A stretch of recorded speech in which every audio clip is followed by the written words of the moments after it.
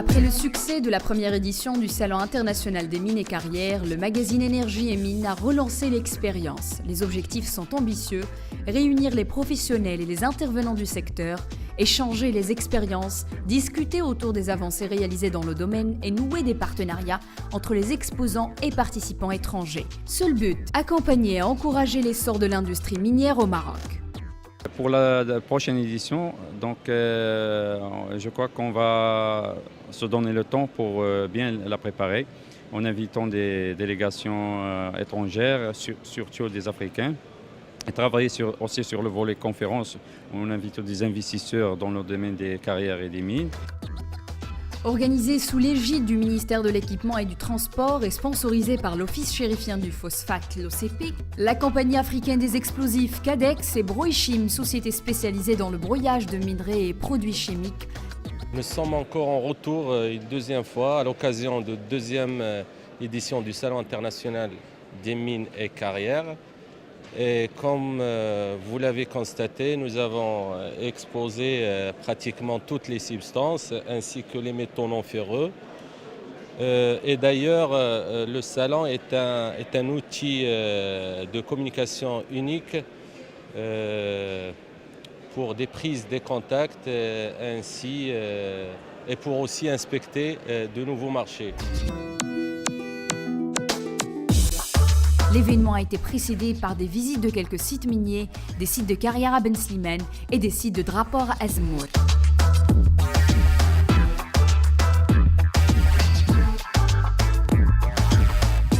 Le ministre de l'Équipement, du Transport et de la Logistique, Abdelaziz Rebah, a profité de sa présence au salon pour saluer cette initiative. Il a appelé à la bonne gouvernance afin d'assurer une répartition équitable des ressources et à encourager la recherche scientifique et les initiatives du genre, mais aussi à multiplier les collaborations pour développer un secteur en pleine expansion.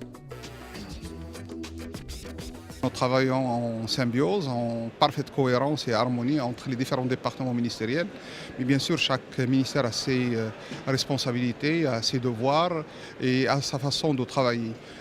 Nous essayons bien sûr entre nous et le ministère, donc les différents ministères concernés, donc de travailler d'une manière cohérente, d'une manière intégrée pour l'exploitation et la valorisation de cette richesse. L'ancien ministre de l'Énergie, des Mines, de l'Eau et de l'Environnement, Fouad Douili, a exprimé de son côté sa joie quant à la mise en œuvre de la nouvelle stratégie minière. Cette stratégie qui vise à accroître les investissements en recherche et exploration minière et valoriser le potentiel minier du Maroc en tant que pays à géologie favorable. Le Maroc dispose, je dirais, de tous les facteurs, ou presque tous les facteurs qui permettraient un développement harmonieux et puissant du secteur minier. Je crois que le premier facteur, et il est essentiel, c'est que le Maroc a de fortes potentialités minières. C'est-à-dire que notre sous-sol recèle des richesses importantes connues depuis des décennies ou depuis des centaines d'années, mais aujourd'hui insuffisamment exploitées. Ça, c'est le premier facteur. Le deuxième facteur, c'est que nous devons mettre en place l'infrastructure de support nécessaire au développement de ces activités. Nous avons aujourd'hui comme infrastructure, nous avons des infrastructures de transport, des infrastructures électriques, d'amener d'eau. Partout au Maroc, vous avez de l'électricité, vous avez de l'eau, vous avez des routes. Et nous avons un schéma portuaire, donc des ports partout au Maroc. Donc nous avons l'infrastructure sur le plan, disons, travaux publics nécessaires au développement du secteur minier. L'édition a connu la participation d'une centaine d'exposants marocains et étrangers. Des nouveautés dans le secteur minier ont été présentées dans plusieurs stands. L'espace du salon a été soigneusement architecturé. Des accès aménagés donnent sur des couloirs créés entre les différents stands, décorés par les enseignes des entreprises qu'ils représentent. Nous sommes dans le domaine industriel, dans tout ce qui touche le pesage, le dosage, le criblage et tout ce qui est machine de manutention avec différents partenaires européens.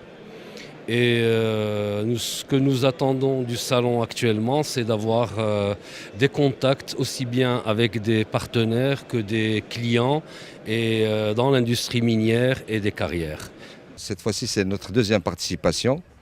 Nous avons été satisfaits déjà avec la première participation. Maintenant, je vois que c'est vrai que c'est la deuxième année, mais c'est une deuxième année de confirmation d'abord de notre présence et puis de l'évolution de ce secteur que nous considérons d'abord il a une portée historique.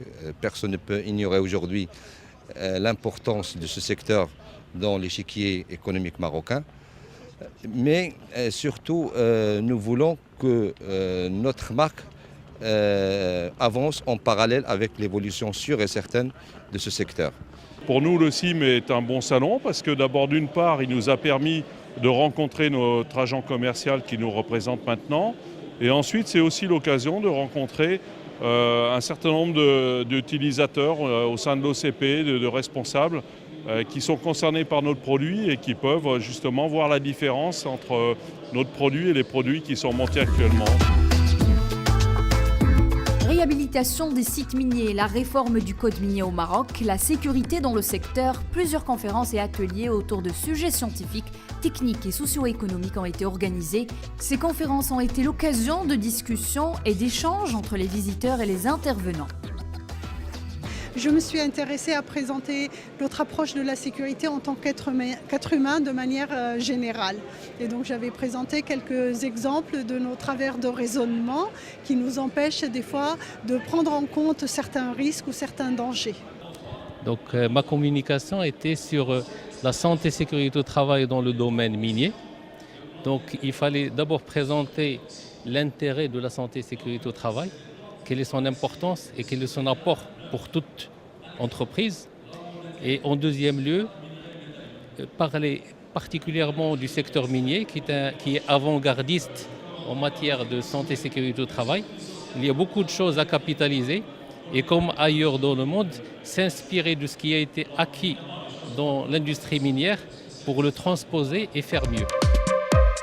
En marge de cet événement, 5 trophées ont été remis aux entités qui se sont distinguées par leurs engagements en faveur du développement du secteur des mines et des carrières au Maroc. Le trophée de l'engagement pour la réforme de la loi sur les carrières a été remis au ministre de l'Équipement et du Transport, Abdelaziz Rbah. L'office chérifien du phosphate s'est vu décerner le trophée de l'engagement citoyen. Le trophée de l'engagement en faveur de l'assainissement du patrimoine minier est revenu à l'ex-ministre de l'Énergie, des Mines, de l'Eau et de l'Environnement, Fouad Douiri.